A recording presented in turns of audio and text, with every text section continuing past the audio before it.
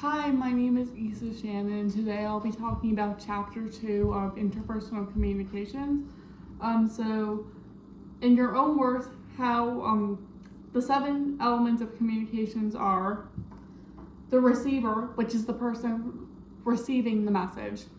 And for an example, in my experience, it would be sometimes at work, I am the receiver of the conversation. At work, when I'm taking an order, I say, how can I help you today? Or what can I get for you? Or are you ready to order? Something like that. The next thing is the message. It's something that's being verbally said from the communicators.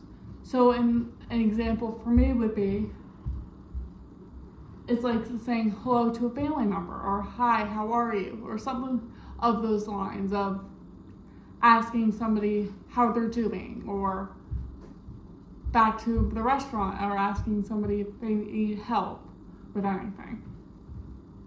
The next thing is the channel. It's the message that's being sent between the sender and the receiver.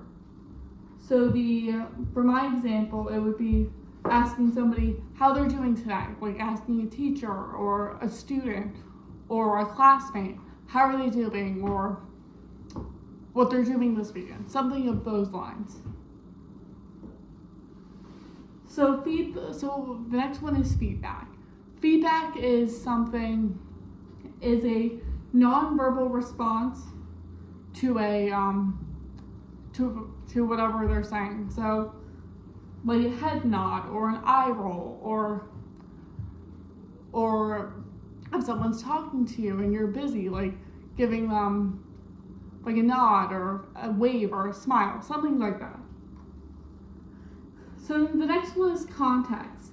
The context is the setting of where the conversation is being taken place. So like a classroom, a workplace, a business, somewhere that's like a place. Question 2, explain or noise. Anything that's communicated that makes it clear and effective. For an example, like clearing your voice before you speak. Or like clearing your throat or voice before you speak to somebody. The next one is noise. Anything within the communication that makes it clear, but I already went over that.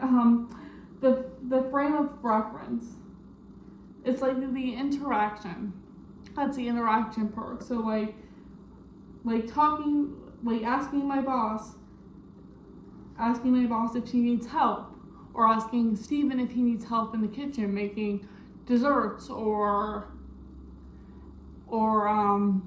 appetizers, something like that. That would be the frame of reference. Now we're on to question 2. Describe in your own words the 8 principles of interpersonal communications. So the first one is culture. So that's like things that are shared languages, interests, and values of the situation. So I used to work at McDonald's, and the environment was super toxic and mean, and they would also celebrate birthdays.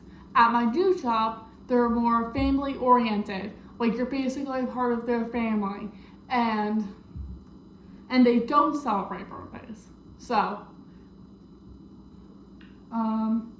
next one is role. A role is a pattern that's expected of a person. So like for an example, the social planner. So the social planner is the person that organizes events, like me. For example, me. I organize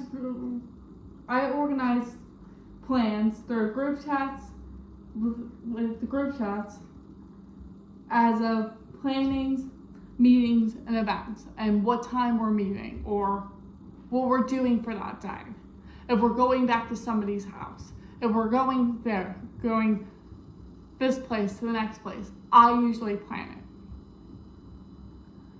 Next one, the explicit rule, is a rule that's made clear. So when I was younger, my mom would always remind me to be quiet during church, which never usually happened. The explicit rule, it's a rule that made obvious. My father and I have a lot of inside jokes, and when my mom walks into the room and we say something to her that she doesn't understand, she'll give us the stink eye and walk out of the room. Next distraction is breaking a rule. Like, when I was younger, I had a lot of social issues with social media and problems with other people using a cell phone. So my parents would take my phone away for weeks.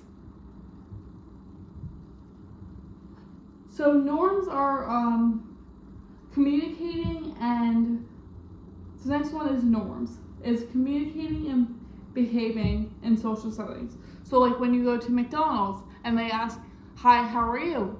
Or "Welcome to McDonald's. What can I do for you today?" Something that's normal. So the next one is explain in your own words the 7 strategies of improving interpersonal communications. So sending and receiving messages strategically.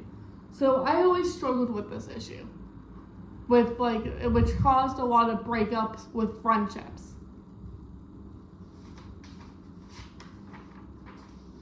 Okay, so the next one is clarifying mixed messages. I've always struggled with recognizing mixed messages with people, and that also caused ending with friendships with me. Next one is replace message channels or learning channels with rich channels.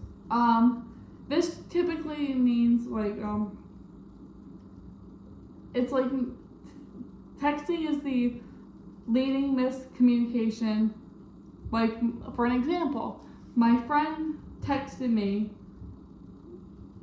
would text me something and I would read it and I would get confused of what was going on. So for an example, my friend said, I'm asking for you guys not to make group chats and add me in them, or else people are getting blocked. I am in enough group chats, WhatsApp groups. I have family active and that or for me. That's enough for me. And thank you, have a nice day. Because I got the impression he was mad at me for adding him into group chats, but no.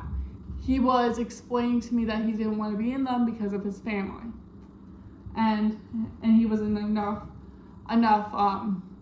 group chats at the time. So seek and provide helpful feedback. For an example, I asked my boss, Haley, what could I do better in the workplace? How can interpersonal communications improve in your life? So I put interpersonal communications can help me communicate, enhance and make my communication better with friends, families, coworkers, anybody I come in contact with. It can also help me with my anxiety, opening up about my emotions and feelings, which I've always struggled with my learning differences and ADHD. That's all I have for today. I will see you next week.